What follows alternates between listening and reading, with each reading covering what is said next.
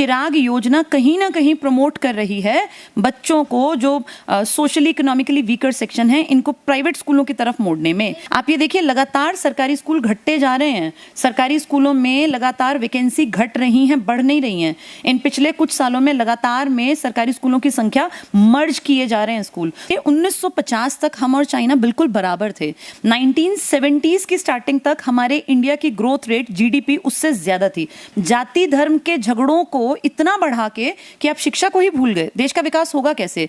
नमस्कार, आप देख रहे हैं न्यूज़ 24 हरियाणा। मैं हूं आपके साथ स्नेहा तिवारी। गवर्नमेंट स्कूल में पढ़ने पर सरकार को आपको 500 रुपए देना पड़ेगा, और अगर आप प्राइवेट स्कूल में जाते हैं तो आपको 1100 रुपए सरकार की तरफ से मासिक शुल्क दिया जाएगा। जी हाँ, ये बात बहुत तेजी से वायरल हो रही है, और वायरल करने के पीछे कहीं ना कहीं मैम बबीता त्यागी जी भी इसके पीछे एक बहुत बड़ा श्रेय है, जो आज हमारे साथ मौजूद है, जिनसे हम बातचीत कर समझने की कोशिश करेंगे कि आखिर ये चिराग योजना है क्या और इसका प्रभाव किस तरीके से हमारे सोसाइटी पे पड़ने वाला है। सबसे पहले तो बहुत बहुत शुक्रिया हमें समय देने के लिए। बहुत बहुत धन्यवाद मैम, आपका बयान बहुत तेजी से वायरल हो रहा है, और चूंकि ये समाज से जुड़ी बात है, चिराग योजना एक ऐसा योजना हो जाएगा कि अगर बाई चांस ये लागू हो जाता है पूरी तरीके से, तो हमारा एक बहुत बड़ा तबका शिक्षा से वंचित रह जाएगा। देखिए, चिराग योजना पर पहली चीज़ जो मैं कहना चाहूँगी, सरकार ने अपना रुख पूरी तरह से स्पष्ट नहीं किया है। जितना हमें पता चला है, ये अखबारों के माध्यम से पता चला है, क्योंकि फ्रंट पेज की न्यूज़ थी। तो मैं क्लास में वैसे ही बच्चों के साथ डिस्कस कर रही थी, वो एक छोटी सी क्लिप बच्चों ने वो कहीं से उठा के, वो आजकल आप जानते हैं सोशल मीडिया का ज़माना है, तो मुँह से कुछ निकला नहीं, वो वायरल हो जाता है।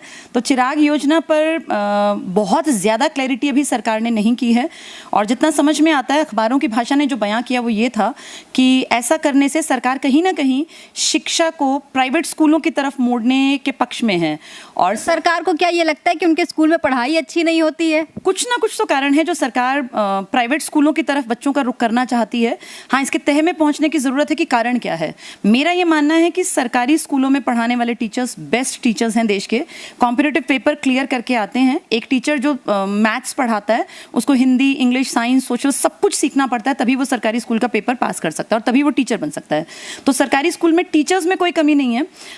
इंफ्रास्ट्रक्चर थोड़ा सा ज़रूरत है आज के समय के अनुसार सरकार को बढ़ाने की, लेकिन जो टीचर्स काम नहीं कर रहे हैं ना, इसके पीछे बहुत सारे कारण हैं, और सरकार को ये ढूंढना पड़ेगा कि किन कारणों से। जैसे बहुत बार मैं पढ़ती हूँ, बहुत सारे लोगों का कहना है कि निजीकरण इसलिए ज़रूरी है कि सरकारी संस्थान में लोग काम नहीं करते हैं। तो सरकारी संस्थान में लोग काम नहीं करते हैं, इसका ये ऑप्शन नहीं है कि सरकारी संस्थान बंद कर दिए जाएं।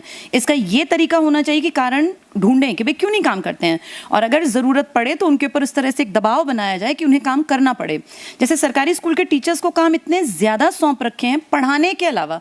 मैं खुद भी गवर्नमेंट स्कूल में 10-11 साल जॉब करके आई हूँ, और मैं जानती हूँ कि मैंने 10-11 साल में ज़्यादातर लोगों के मुंह से यही सुना, अपने अधिकारियों के मुंह से भी, कि तुम कागजी काम पूरा रखो, और पढ़ाना और ना पढ़ाना तो बच्चे उतना इंटरेस्ट लेते नहीं हैं, क्योंकि गरीब घरों के बच्चे आते हैं। पर मेरा पर्सनली ये मानना है कि अगर उन गरीब बच्चों की तरफ भी टीचर्स ध्यान नहीं देंगे तो फिर इस देश का गरीब आदमी जाएगा कहाँ? उसका वैसे ही हर जगह शोषण हो रहा है। एक सवाल ये भी उठता है कि सरकारी स्कूलों की तरफ वही रुख करते हैं जिनकी आर्थिक तंगी होती है, तो 500 रुपए जो मासिक है वो ऐड ऑन किया जा रहा है सरकार द्वारा। देखिए, ये जो बिल्कुल प्रॉपर सरकारी स्कूल हैं इनके लिए शायद नहीं है, ये जो चलेगा ये प्राइवेट संस्थानों की तरफ चलेगा, उनमें सरकार कुछ सहायता देने की बात कर रही है।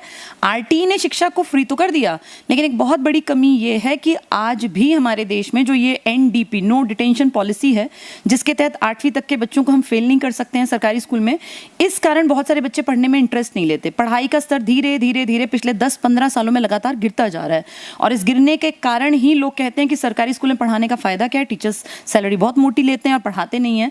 तो इन सबके ग्रास रूट लेवल पे जाके अगर देखें तो कहीं ना कहीं बच्चों के मन में जो वो भय, वो एक डर था कि यार मैं पढ़ूंगा नहीं तो फेल हो जाऊंगा, ये खत्म हो गया, और इसलिए बच्चा पढ़ाई से धीरे धीरे हटता चला गया। तो आपके नज़र में जो नो डिटेंशन पॉलिसी है वो गलत है या सही है? देखिए, नो डिटेंशन पॉलिसी 8वीं क्लास तक करना मेरे हिसाब से ठीक नहीं है।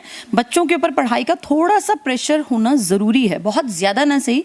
हाँ, वो एक रेस ना हो जाए कि भाई गला काटो वाला काम ना हो, लेकिन एक बच्चे के आप खुद भी याद कीजिए, मैं भी देखूं, हमारे जितने व्यूअर्स हैं वो भी सोचें जब स्कूल में पढ़ते हैं हम लोग तो एक हल्का सा प्रेशर जिस टीचर का होता है, जिस टीचर का थोड़ा डर होता है, हम उसकी सारी कॉपी याद करके जाते हैं।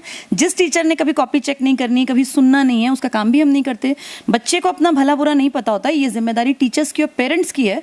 और पेरेंट्स भी मैं देखती हूँ कई बार ऐसा करते हैं कि टीचर्स ने मेरे बच्चे से ये क्यों पूछ लिया, ये क्यों डांट दिया। देखिए, टीचर्स हमेशा बच्चे का भला चाहते हैं, चाहे कोई भी टीचर हो, गवर्नमेंट स्कूल है, प्राइवेट स्कूल है, कोई कोचिंग संस्थान है, ट्यूशन है, हर टीचर चाहता है मेरा पढ़ाया हुआ बच्चा कामयाब हो। तो टीचर अपने पार्ट पे बेस्ट देना चाहता है, पर पेरेंट्स को और सरकार को भी ये समझना पड़ेगा कि नो डिटेंशन पॉलिसी बच्चे के विकास में कहीं ना कहीं अवरोधक साबित हो रही है। पिछले 10 साल से आप देख लीजिए उठा के बच्चों का 10 साल में इसका विरोध भी नहीं हुआ खुलकर। विरोध तो तब होगा ना जब इसके रिजल्ट आएंगे। अब आप देखिए धीरे धीरे करके सरकारी स्कूलों का रिजल्ट कहाँ पहुंच गया है, बच्चे बिल्कुल जीरो पे आ गए हैं, पढ़ाई लिखाई से नाता बिल्कुल तोड़ दिया।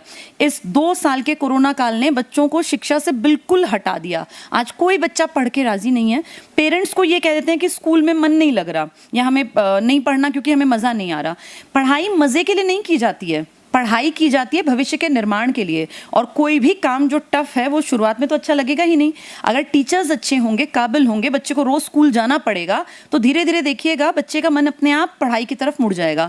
अब ये ऑनलाइन ने तो बच्चों को इतना सत्यानाश कर दिया कि बच्चे पढ़ाई से बिल्कुल हट गए। आपके घर में बच्चे हैं, हमारे भी बच्चे हैं, जितने व्यूअर्स हैं ये भी जानते हैं, इन 2 सालों में पढ़ने वाले बच्चे भी नाकारा हो गए, वो भी पढ़ाई से हट गए। तो सरकार को ये देखना पड़ेगा कि सरकारी स्कूलों में जो पढ़ाई लिखाई का स्तर है उसको कैसे मेंटेन किया जाए।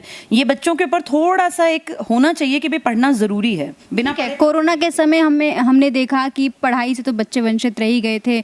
घर में बैठ के कुछ फोन पे कुछ भी कर रहे हैं, मम्मी पापा को लग रहा है कि बच्चे पढ़ रहे हैं, तो उससे कितना ज़्यादा बड़ा सेक्शन है जो प्रभावित हुआ है, जो शिक्षा से वंचित रह गया, या कह सकते हैं कि जानबूझ के शिक्षा को अकेले छोड़ रखा है, हम अकेले बैठ रहे हैं। बिल्कुल, देखिए इन 2 सालों में आप देखिए नशे का प्रतिशतता कितनी बढ़ गई। अगर मैं हरियाणा की बात करूं, पहले पंजाब नंबर 1 था, लेकिन धीरे धीरे धीरे आंकड़े ये बयां कर रहे हैं कि हरियाणा नशे की तरफ जाता जा रहा है।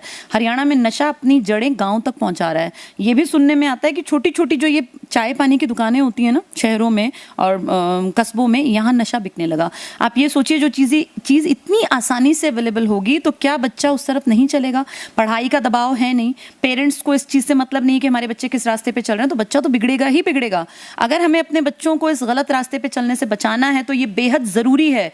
जागना पड़ेगा सरकार को, माँ बाप को, टीचर्स को, बच्चों को सही रास्ते पे ले जाना पड़ेगा। वो मना करते हैं पढ़ने से, आप पढ़ने पे बैठाइए। आप ये देखिए बच्चे की पीटीएम्स अटेंड कीजिए। सभी पेरेंट्स को भी ये मैसेज है, टीचर्स को भी, बच्चों को वापस से उस बचपने की तरफ हमें लौटाना पड़ेगा, नहीं तो ये 2 साल आपके बच्चे का बचपन खा गए हैं वापस। ठीक है, अभी पहले करियर ऑप्शंस चूंकि कम थे तो लोगों को लगता था कि हमें पढ़ना है तभी हमारा करियर बनेगा। आज लोग कहते कोई बात नहीं, हमारा फोन है, इस पे रील बना के डाल देंगे, वायरल तो हो ही जाएंगे। लेकिन देखिए ये इस तरह से रील बना के वायरल होने वालों का भविष्य नहीं है। ये तो 4 दिन की चांदनी है, फिर अंधेरी रात है। देश का भविष्य तब बनेगा जब बच्चे पढ़ेंगे, लिखेंगे, काबिल बनेंगे, गलत संगत में नहीं पड़ेंगे। ये रील बनाने से देश का भविष्य नहीं बनेगा। आज चाइना नंबर 1 इकोनॉमी है, कारण उसने आप ये देखिए 1950 तक हम और चाइना बिल्कुल बराबर थे।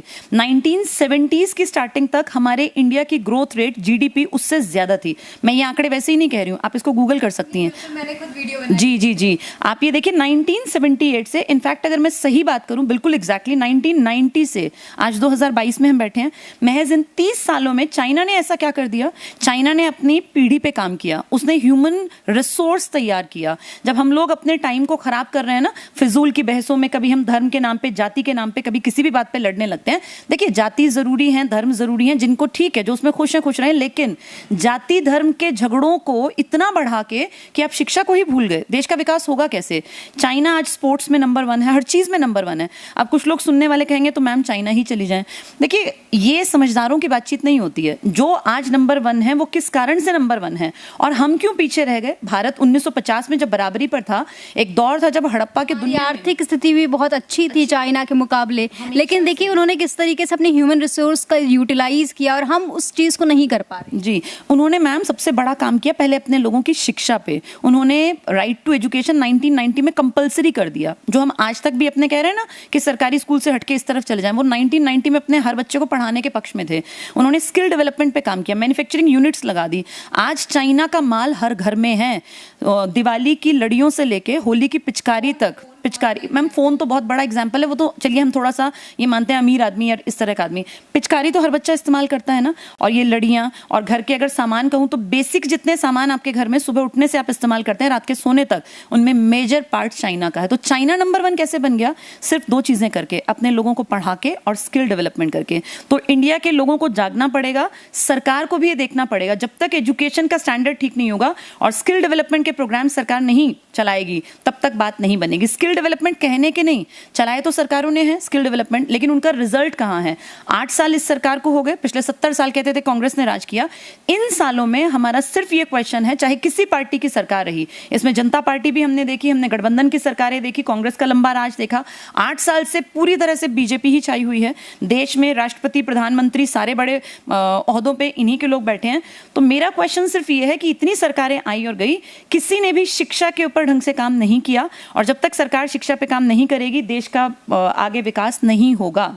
चूँकि हमने शुरू किया था चिराग योजना से, चिराग योजना को चूँकि जनता को समझाना ज़रूरी है, चिराग योजना किस तरीके से गलत है और किस तरीके का प्रभाव डालेगी हमारे समाज पर? देखिए, सरकार ने भी इस चीज़ को बहुत अच्छी तरह से क्लियर नहीं किया है, तो इस पे बहुत कुछ कहना तो पॉसिबल नहीं है, लेकिन इतना जितना मुझे अखबारों से समझ में आया, चिराग योजना कहीं ना कहीं प्रमोट कर रही है बच्चों को, जो सोशली इकोनॉमिकली वीकर सेक्शन है, इनको प्राइवेट स्कूलों की तरफ मोड़ने में। एक समय ऐसा तो नहीं आएगा कि हमारे जो पेरेंट्स हैं वो कहेंगे कि बेटा पढ़ना वढ़ना छोड़ दो क्योंकि मैं तो अफोर्ड नहीं कर पा रहा? बिल्कुल यही तो प्रॉब्लम है मैम। अगर आज हम देखें प्राइवेट स्कूल को, सरकार कह रही है कि हम 1100 रुपए भर देंगे, बचा हुआ आप दे दीजिएगा। मान लीजिए 2000 फीस है, तो माँ बाप थोड़ा सा लालच करेंगे, सोचेंगे यार प्राइवेट में बच्चा पढ़ लेगा, 1100 तो सरकार देगी। लेकिन 4 साल 5 साल बाद जब सरकारें बदलेंगी और आने वाली सरकार कहेगी कि हम ये सब्सिडी या इस तरह की चीजें नहीं देंगे, तब कहाँ जाएंगे माँ बाप? तब मजदूर का बेटा, किसान की बेटी, ये डेली वेजर्स के बच्चे कहाँ पढ़ेंगे? तब तक क्या होगा? सरकारी स्कूलों पर ताले लग जाएंगे। आप ये देखिए, लगातार सरकारी स्कूल घटते जा रहे हैं,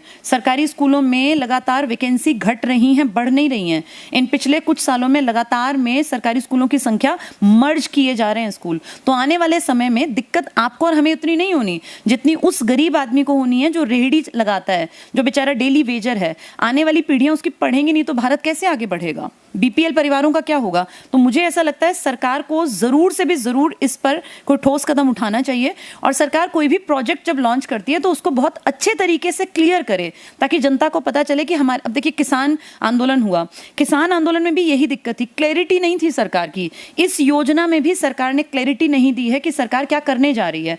अखबारों की भाषा जितनी समझ में आती है उससे लगता है कि शिक्षा का हनन होना ही होना है।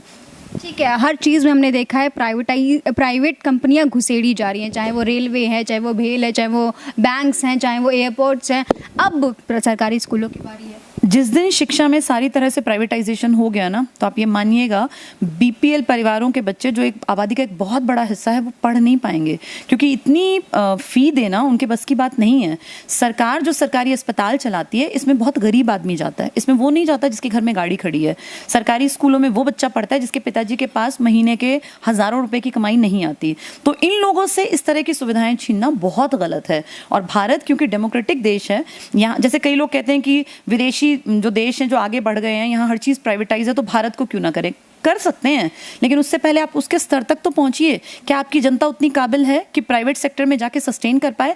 आपके लोगों में उतना कैलिबर है? अगर आपने भारत का इतना विकास कर दिया कि भारत में पढ़ने वाला हर बच्चा इस काबिल है कि प्राइवेट में वो अच्छा कमा खा सके, तो ठीक है, कर दीजिए प्राइवेटाइज। अभी तो हम हंगर इंडेक्स में भी पाकिस्तान बांग्लादेश से नीचे जा रहे हैं, तो मैं वही तो कह रही हूँ, अभी प्राइवेटाइजेशन करना ठीक नहीं है। प्राइवेटाइजेशन तब कर सकते हैं जब हमारा एक स्टैंडर्ड मेंटेन हो जाए, भारत का हर बच्चा काबिल हो। देखिए, सर्वाइवल ऑफ द फिटेस्ट होता है प्राइवेट सेक्टर में, जो फिट है वो सर्वाइव करेगा, अदरवाइज गायब हो जाएगा। तो इस इतनी बड़ी इकोनॉमी में जहां बीपीएल परिवारों की तादाद बहुत ज्यादा है, आप ये वाला प्राइवेटाइजेशन का फंडा भारत में अभी नहीं है। भारत इस काबिल, अभी अगर आप भारत पे अब काम करेंगे ना, अगर ग्रास रूट लेवल पे शिक्षा पे काम करें, स्किल्स पे काम करें, तो 20 साल बाद आप कर दीजिएगा प्राइवेटाइज, जब हर आदमी काबिल हो। अभी तो भारत काबिल ही नहीं है, पेट भरने के लाले पड़े हुए हैं, आप कैसे प्राइवेटाइजेशन की बात कर सकते हैं पूरी तरह से? एक और सवाल है, आपके कोचिंग सेंटर के बाहर लिखा हुआ है कि सरकारी नौकरी नौकरियां ना कल कम थी ना आज कम है, लेकिन हरियाणा अगर मैं बात करूं, क्योंकि हरियाणा में बैठे हुए हैं, हरियाणा में सबसे ज़्यादा बेरोजगारी दर है, ये कैसा है? बेरोजगारी दर तो है, ये मान लिया, लेकिन आप ये देखिए हरियाणा में नौकरियों में भी बहुत बच्चे अब लगे हैं। हाल फिलहाल के अगर सरकारी आंकड़ों के हिसाब से भी देखें तो हजारों नौकरियां सरकार ने दी हैं। हाँ, ये अलग बात है कि क्योंकि आबादी बहुत ज्यादा है और वो स्किल्ड नहीं है। आबादी ज्यादा होना भी दिक्कत नहीं है। अब जैसे बहुत लोग कहते हैं कि आबादी आबादी आबादी ही कारण है। एक चीज अगर हमारी कमजोरी है, पहले उस चीज को माने। ठीक है, भारत में आबादी ज्यादा है, लेकिन अब क्वेश्चन मार्क ये है कि तो क्या विकास नहीं करें? तो ऐसी कोई पॉलिसी ना लाएं। हर आदमी कह देता है सरकार क्या करे, आबादी ज्यादा है। आबादी ज्यादा है, इसको एक्सेप्ट करे, ये हमारी कमजोरी है, लेकिन इससे ओवरकम कैसे करना है? उस आबादी में ज्यादातर लोगों को स्किल डेवलपमेंट के प्रोग्राम्स के तहत कवर किया जाए। यहाँ अच्छे प्लम्बर्स, अच्छे टीचर्स, अच्छे आर्किटेक्ट, अच्छे डॉक्टर्स, अच्छे कुछ भी तो आप देखिए, जो बहुत बेहतरीन लोग हैं ना वो बाहर निकल जाते हैं। जैसे इंडिया में छोटे स्तर पे भी बहुत बड़ी कमी है, और जब तक स्किल्स के ऊपर काम नहीं होगा, एजुकेशन के ऊपर काम नहीं होगा, बढ़ती आबादी एक दिन में कम नहीं होगी। तो हम ये सोचें कि आज कम हो जाएगी, बढ़ती आबादी धीरे धीरे घटेगी, 10-20 साल लगेंगे, पर तब तक भी तो भारत को कहीं ले जाना है। तो इसके लिए भारत में सरकार को शिक्षा पे काम करना पड़ेगा। नौकरियां पहले भी थी, आज भी हैं, लेकिन एक बड़ा प्रतिशत तब भी भारत में सरकारी नौकरी, ऐसा नहीं हो सकता कि हर किसी को मिल जाए, तो पॉसिबल ही नहीं है। आबादी का एक बड़ा प्रतिशत है जिसको सरकारी नौकरी नहीं मिलेगी, लेकिन बहुत सारे लोगों को सरकारी नौकरी मिल सकती है अगर वो मेहनत करें। बेरोजगारी का बड़ा कारण सिर्फ सरकारी नौकरी नहीं है। बेरोजगारी का एक बड़ा कारण है लोग पढ़े लिखे हैं लेकिन स्किल्स नहीं है। 12वीं कर गए हैं, ग्रेजुएशन कर गए, पीजी कर गए, बाहर जाते हैं तो पूछते हैं किस चीज में तुम्हारा क्या एक्सपीरियंस है, तो निल। इसलिए दिक्कत है बेरोजगारी की। पढ़ाई जिस दिन काबिल हो जाएगी, जिस दिन लोग स्किल्स में कुछ ना कुछ गेन कर लेंगे, अगर उन्हें अच्छा काम आ जाएगा। आप ये देखिए आईटीआई टाइप के जो इंस्टीट्यूट्स थे इंडिया में, ये क्यों बनाए गए थे? ताकि हमें बेहतरीन प्लम्बर, इलेक्ट्रिसिटी वाले जुड़े हुए काम या इस तरह के छोटे मोटे कामों में एक ऐसी जनरेशन डेवलप कर दें जो स्किल्ड हो, लेकिन ये नहीं हो पाया। आप किसी भी आईटीआई के बाहर जाके देखिए, बच्चे पढ़ते लिखते नहीं हैं, और इस तरह का माहौल होता है कि कोई कुछ सीख ही नहीं पाता है। ये कहीं ना कहीं सरकार को ध्यान देना पड़ेगा। पूरे सिस्टम में कमजोरी है, और सिस्टम तब उभरेगा जब एजुकेशन पे काम होगा। जी, बहुत बहुत शुक्रिया हमें समय देने के लिए। तो अभी हमने एक बहुत सार्थक चर्चा की किस तरीके से हमारे समाज को डेवलप किया जा सकता है। साथ ही साथ ये भी चर्चा की कि चिराग योजना हमारे देश पर, हमारे समाज पर किस तरीके से प्रभाव पड़ेगा। आपकी क्या कुछ राय है, हमें कमेंट सेक्शन में ज़रूर बताइएगा। चलती हूँ, नमस्कार।